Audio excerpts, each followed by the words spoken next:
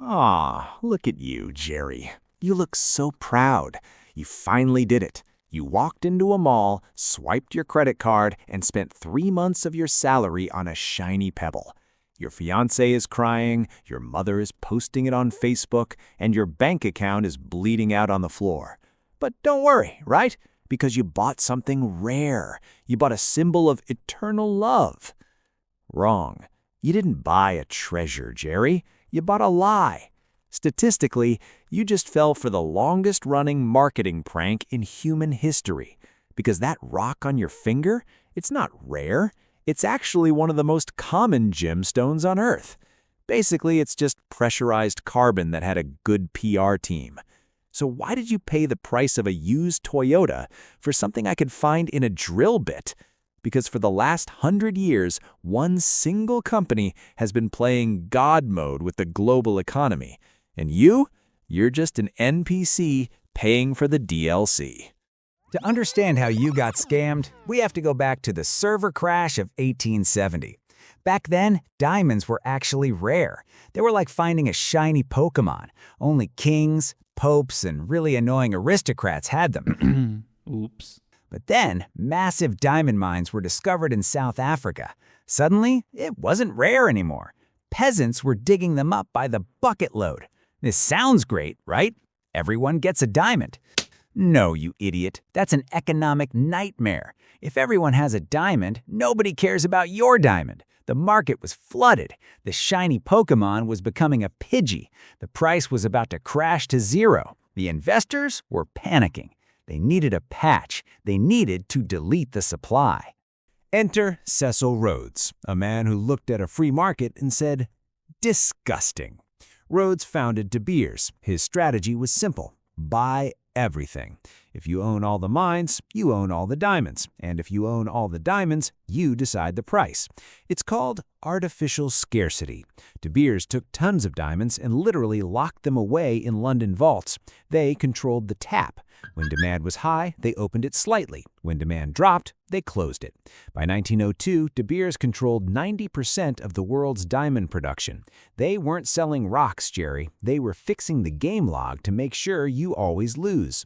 Imagine if one guy owned 90% of all the water on Earth and told you it was premium vintage H2O. That was De Beers. But De Beers had a problem. It was the 1930s, the Great Depression. People were poor. They wanted bread, not shiny rocks. Diamonds were going out of style. The price was collapsing again. They needed to brainwash an entire generation. So they hired an ad agency called NW Ayer in New York. The goal? To convince every man that he is a failure if he doesn't buy a diamond, and every woman that she is unloved if she doesn't get one. Before this, people proposed with rubies, sapphires, or just plain honesty. Disgusting, right? So De Beers infiltrated Hollywood. They paid movie stars to wear diamonds. They paid newspapers to write stories about celebrity proposals. Not you, Jerry. They literally created the engagement ring tradition from thin air. It wasn't a tradition, Jerry. It was a marketing campaign. And in 1947, they dropped the nuclear bomb of slogans. A diamond is forever. Sounds romantic, doesn't it? But do you know what it actually means in business terms? It means, don't you dare resell this. If a diamond is forever, it stays in your family. It never comes back to the market, which keeps the supply low and the price high. Genius. Evil, but genius. Now that they had you hooked, they needed to decide how much money to steal from you. So they invented the salary rule. You know the rule, right, Jerry? You should spend 2 months of your salary on the ring. Who made that rule? Was it the government? Was it God? No, it was the guy selling the diamonds. In the US, their ads said 2-month salary. In Japan, they ran ads saying 3 months salary. In England, they tried 1 month. They literally just looked at your paycheck and calculated exactly how much they could bleed you dry before you starved to death. And you followed it like a good little sheep. You looked at a rock that costs $50 to mine, and you happily paid $5,000 because a magazine ad from 1950 told you to. For 100 years, the De Beers cheat code worked perfectly. Mining Bitcoin? No, diamonds. But then something terrible happened. Science. Humans figured out how to make diamonds in a lab. And I'm not talking about fake glass. I'm talking about atom for atom, chemically identical diamonds. If I give you a natural diamond and a lab diamond, do you know how to tell the difference? You can't. Even a jeweler with a microscope can't tell the difference without a $20,000 machine. It's like ice. One is ice from a glacier in Antarctica, the other is ice from your freezer. They are both frozen water. They both make your drink cold. But De Beers wants you to pay 10 times more for the glacier ice because it has a story. This ice has a past.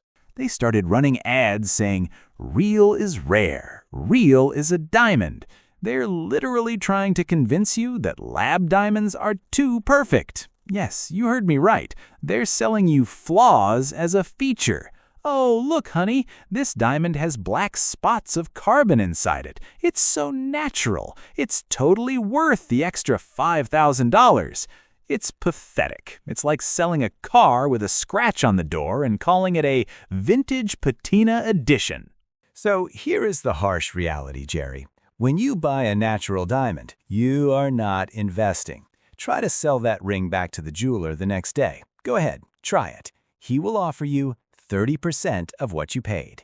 Why? Because he knows the wholesale price. He knows it's just a shiny rock. You are paying for the marketing. You are paying for the storage fees in London. You are paying for the CEO's yacht. If you really love your partner, buy a lab diamond and save the money for a house. Buy a moissanite, buy a ruby, or better yet, just burn the money in a fireplace. At least that'll keep you warm, which is more than a diamond does. The system is rigged. The scarcity is fake, and the only reason it works is because you keep saying yes. Don't be an NPC, Jerry. Wake up. If you want to know what else is a lie in your life, click here, or go back to buying useless rocks. I don't care.